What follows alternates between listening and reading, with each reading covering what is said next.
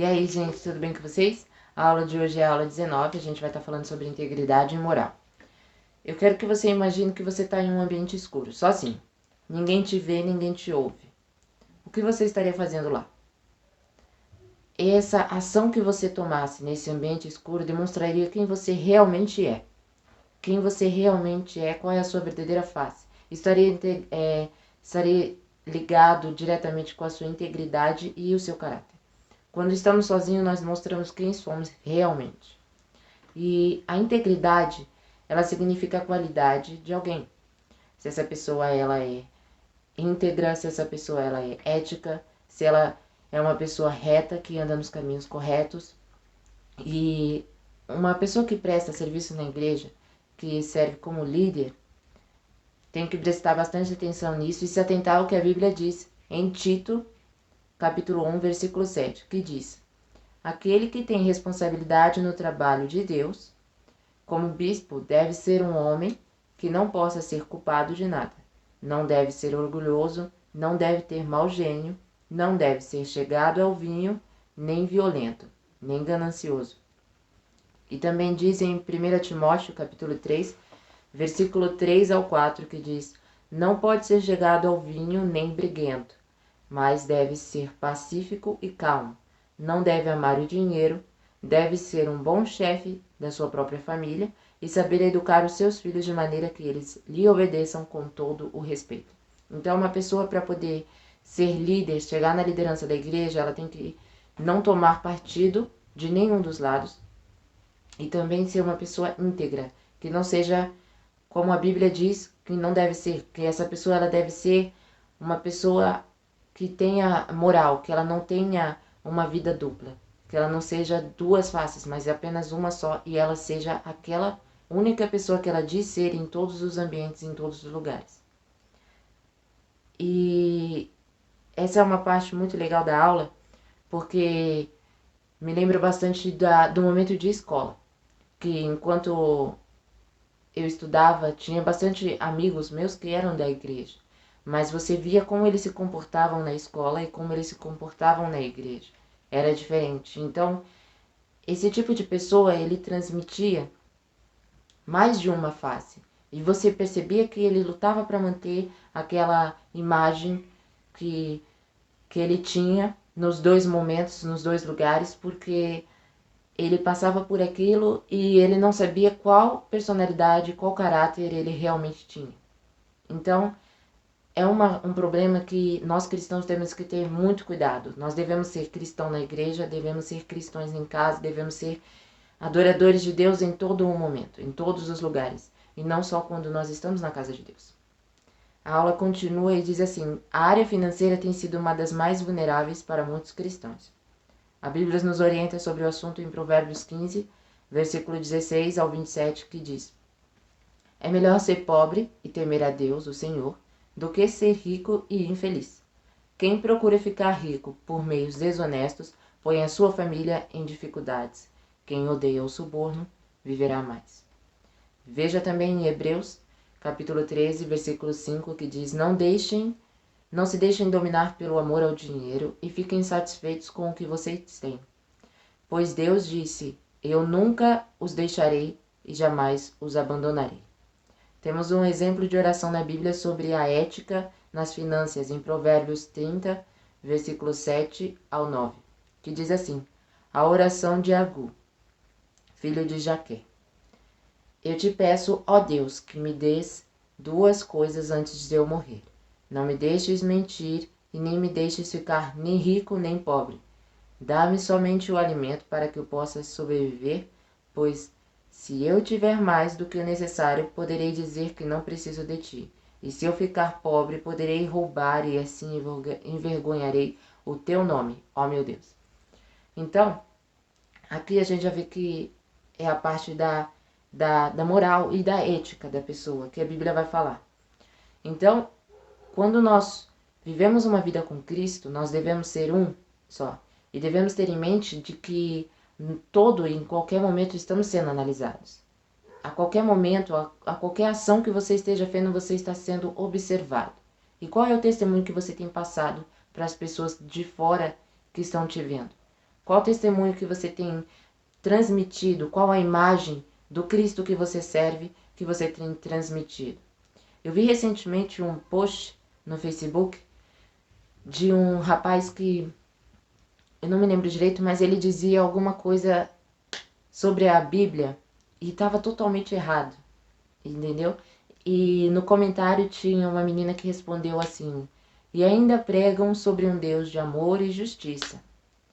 O post dele era sobre violência, que ele apoiava a violência. Só que, tipo, ele usou a imagem de Cristo para poder dizer que ele apoiava a violência. Isso provou, isso mostrou qual testemunho que ele tem transmitido para as pessoas. Que tipo de testemunhos, que tipos de discursos você tem postado, que tipo de frase você tem compartilhado. Então, pense bem antes de tomar qualquer decisão, pense bem antes de expor a forma como você adora, a forma como você pensa, porque muitas vezes você pode acabar transmitindo ao mundo uma imagem errada daquilo que Deus realmente é e acabar afetando a sua própria integridade moral.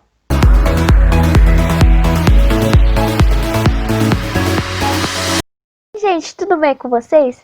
Na segunda parte desse vídeo, falaremos um pouco sobre prestação de conta e sinal de integridade. Desde o início, o ser humano tem dificuldade nessa área. O primeiro exemplo de desculpa na Bíblia encontra-se no livro de Gênesis. Quando descoberto, Adão equivocou-se culpando a sua mulher Eva e o próprio Deus diz, a mulher que tu me deste. A Bíblia é muito rica quando o assunto é sobre prestação de conta, tanto no Antigo como no Novo Testamento. Somos advertidos a viver de forma responsável diante de Deus e dos outros. Teremos que prestar conta a Deus. Em Romanos, capítulo 14, do 10 ao 12, diz assim: portanto, por que é que você só come verduras e legumes condenando seu irmão? E você que come de tudo, por que despreza o seu irmão? Pois todos nós estamos diante de Deus para sermos julgados por Ele. E isto, o que as Escrituras dizem. Juro pela minha vida, diz o Senhor, que todos se ajoelharão diante de mim e todos afirmarão que eu sou Deus.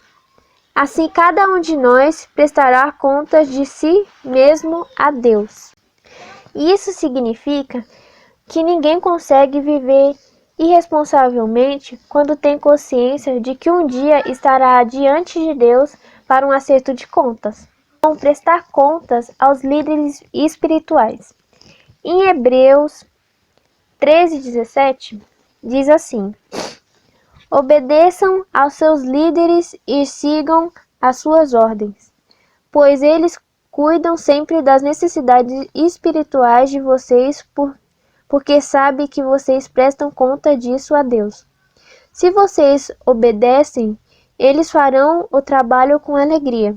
Mas se vocês não obedecerem, eles trabalharão com tristeza e isso não ajudará vocês em nada.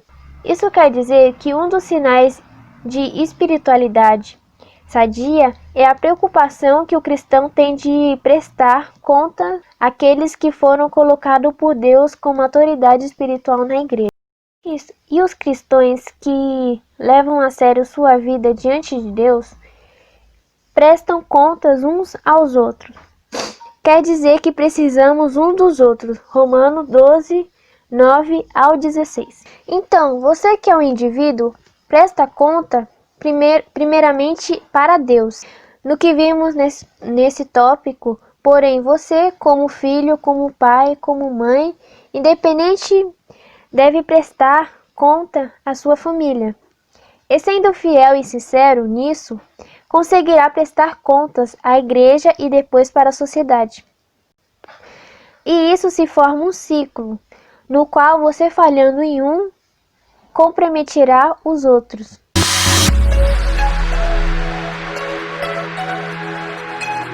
Oi, gente!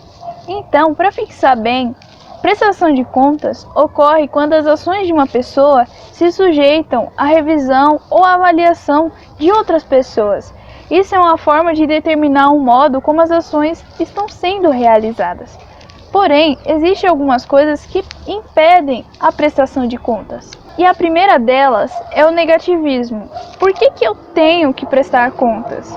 Isso mostra o descompromisso que temos perante os outros.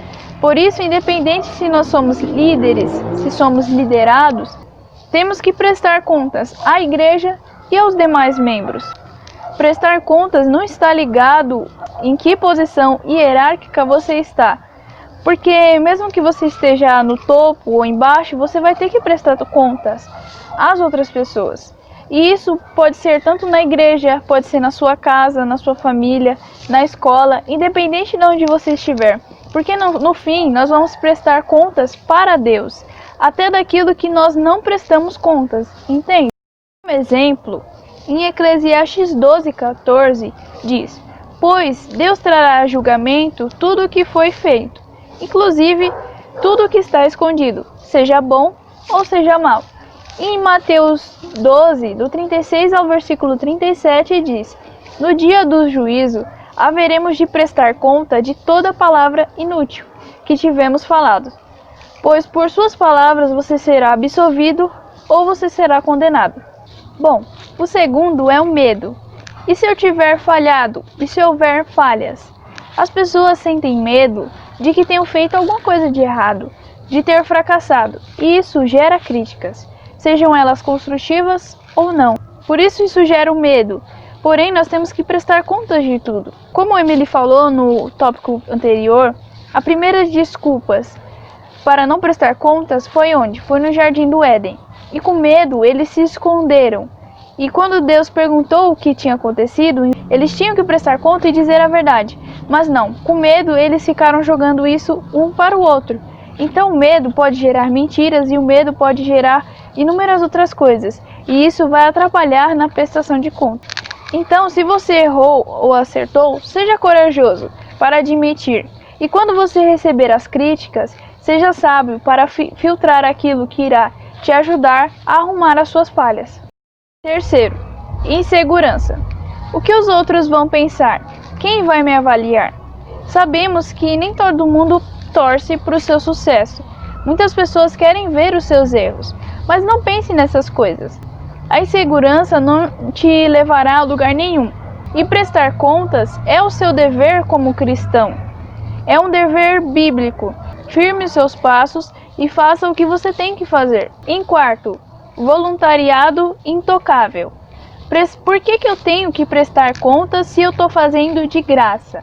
Normalmente a pessoa que diz isso está ensoberbecida.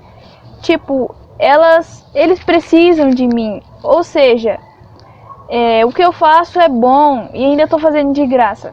As pessoas pensam assim. Essas pessoas acham que receber alguma crítica, alguma sugestão, alguma melhoria é um sinal de folga ou então ingratidão. O que ela está fazendo de graça, se ela está gastando o tempo dela, então ela acha que tem que ser do jeito dela. Só que prestar contas acrescenta muitas coisas boas. E uma delas eu vejo que acrescenta paz. Quem não quer prestar contas ou compartilhar os seus acertos, compartilhar os seus erros, enfim, tudo está em conflito consigo mesmo. E acaba gerando atrito com o resto do corpo de Cristo, que seria a igreja. Prestar contas também intensifica a unidade, e é melhor que sejam dois do que um. Então, quem não presta contas, ele vive conforme o seu querer, conforme o seu desejo. Então, ele acaba deixando de compartilhar a comunhão com o corpo de Cristo, porque ele está seguindo a direção própria e não a direção em conjunto, e isso acaba quebrando a unidade da igreja. O sucesso é quando as pessoas acham que fazem tudo certo. Então, se eu faço tudo certo, se eu faço tudo com excelência, então por que eu tenho que prestar contas? Porém, nós somos falhos e devemos pensar nisso. O único que era e ainda é perfeito em ações, perfeito em caráter, é Jesus. Então, uma dica: prestar contas também mostra em seu caráter humildade. Então, por mais que as nossas intenções sejam boas, nem sempre nós vamos acertar. Em algumas vezes nós vamos acabar errando, ou às vezes as nossas ações podem ser até mal interpretadas. Por isso que prestar contas nos ajuda a alinhar os pensamentos, nos ajuda a alinhar os propósitos. Então, prestar contas vai nos ajudar a enxergar os nossos erros e assim vamos poder melhorar tudo que está errado.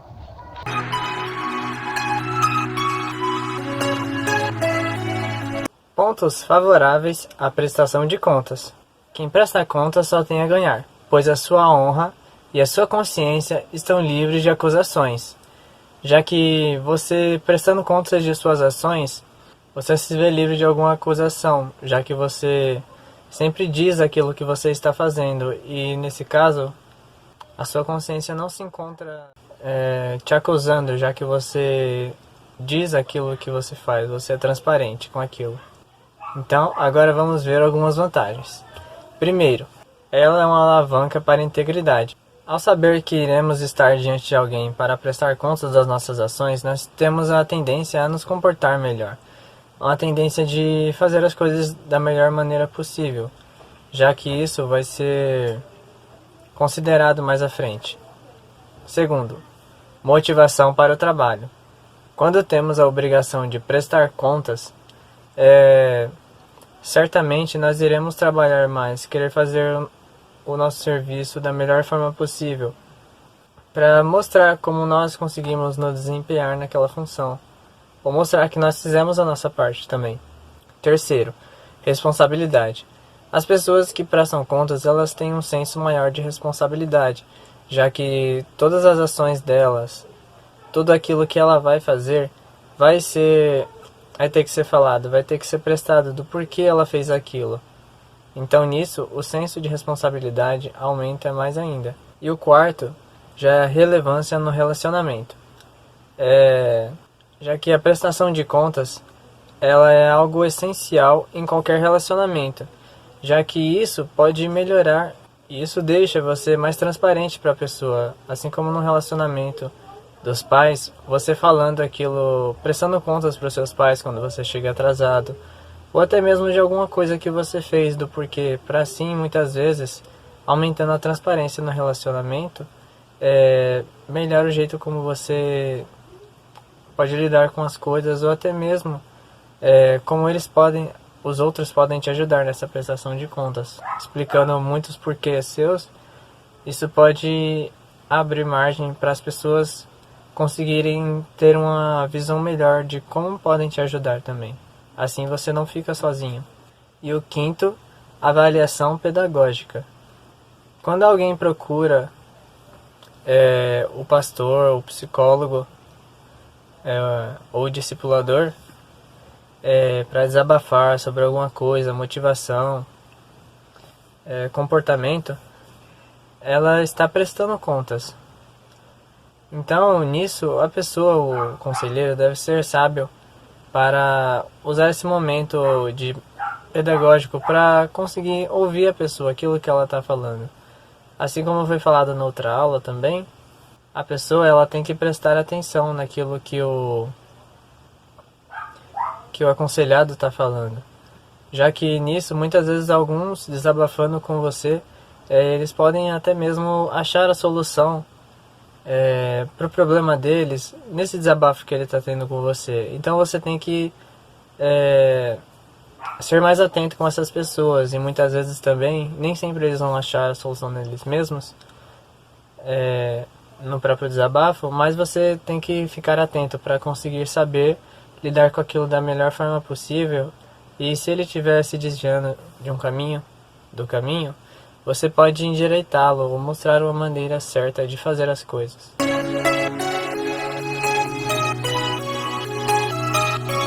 Então, a gente chega agora na última parte da nossa aula, que vai falar um pouco sobre o que a Bíblia diz em relação à prestação de contas e se prestar contas é realmente bíblico.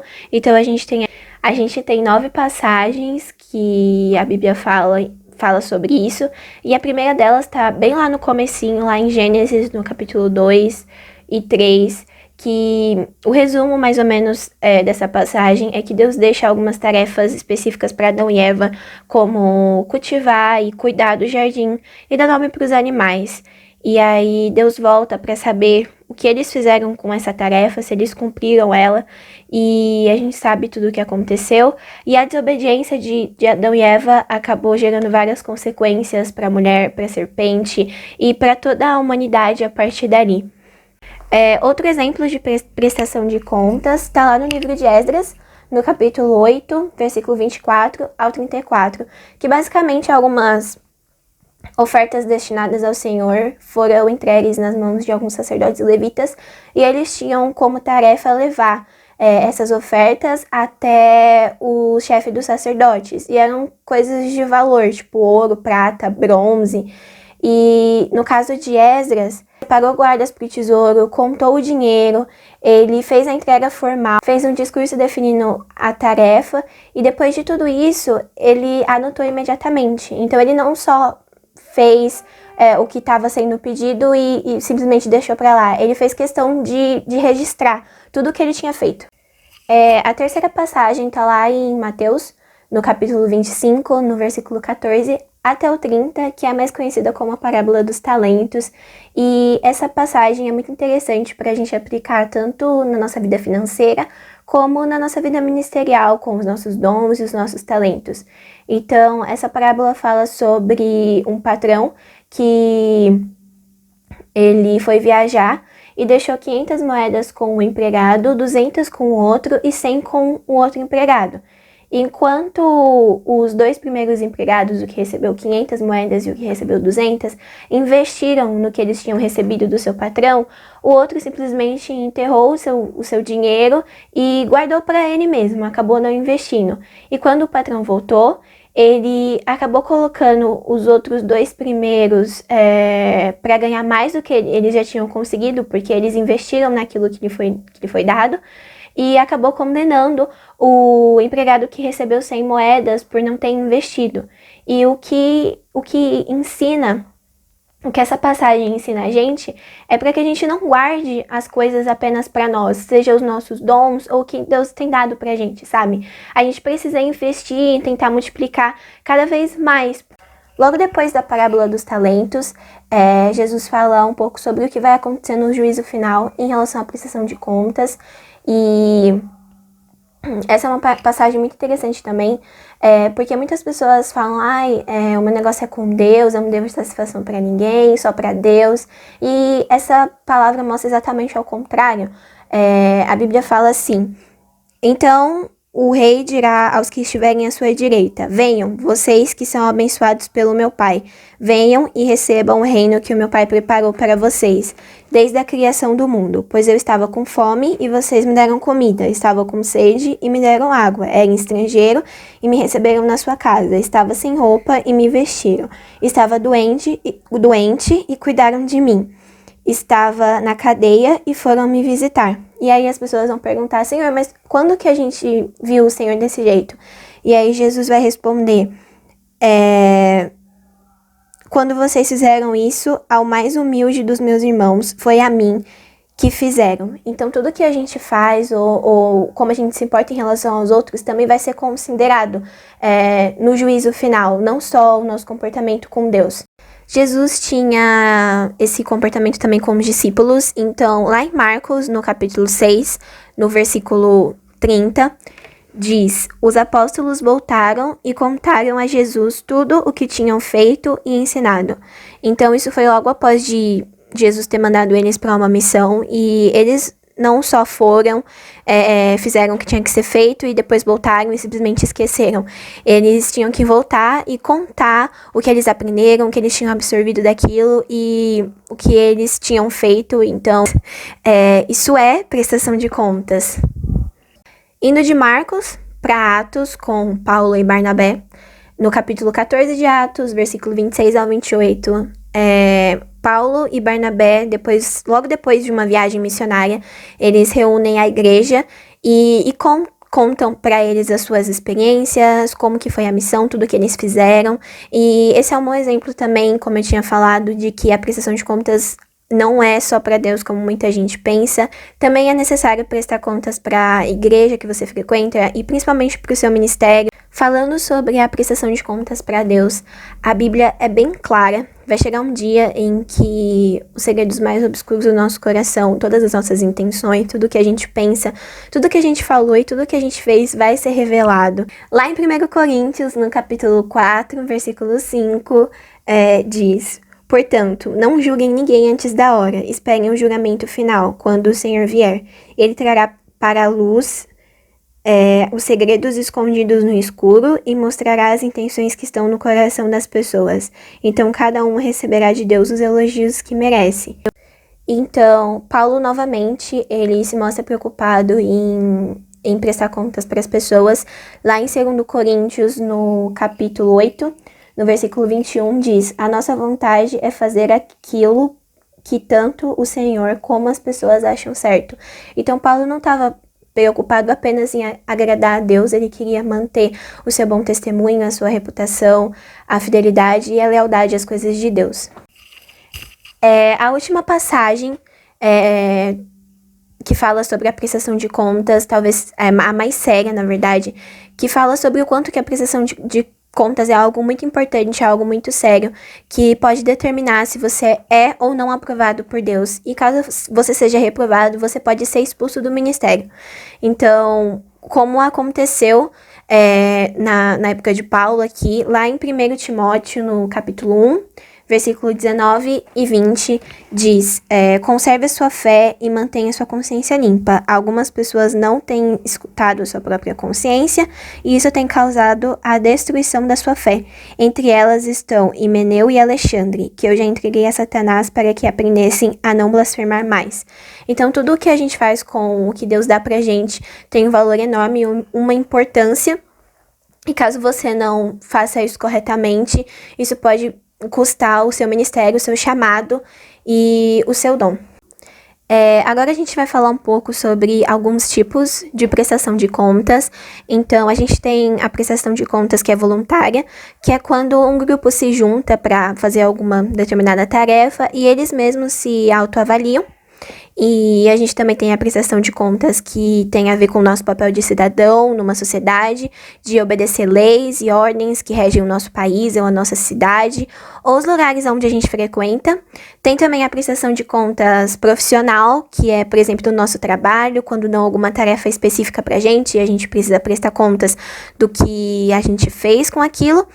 E a última, que é com certeza mais profunda, que tá realmente mais escondida, que é a prestação de contas espiritual, que essa só Deus mesmo pode avaliar, tem a ver com a nossa comunhão com Deus,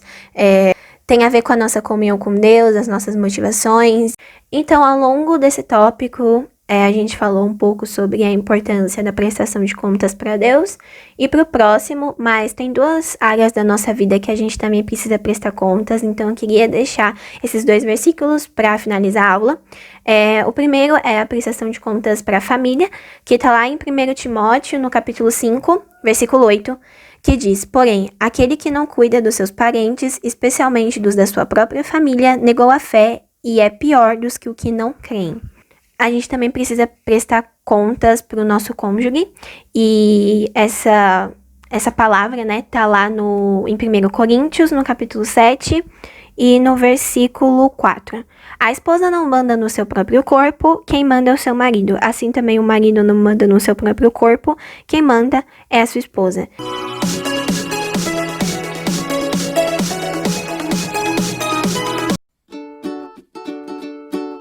Nessa aula, nós aprendemos sobre integridade e moral, sobre a prestação de contas, como isso mostra a nossa integridade.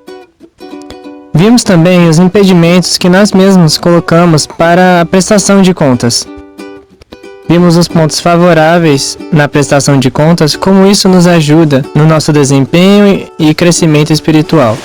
No vídeo de hoje, nós aprendemos a importância da integridade e moral, da importância de sermos somente uma pessoa e transmitirmos essa imagem a qual nós realmente somos para todos os ambientes de nossa vida. Dessa forma, também vimos sobre a importância da prestação de contas. Prestar contas reflete a nossa moral e integridade. Então, nós aprendemos que em todo tempo devemos dar o nosso melhor testemunho, pois tudo o que fizermos deve revelar a graça de Deus sobre as nossas vidas. que a prestação de contas é sim bíblica e que não existe apenas só a prestação de contas para Deus, mas também para várias outras áreas da nossa vida.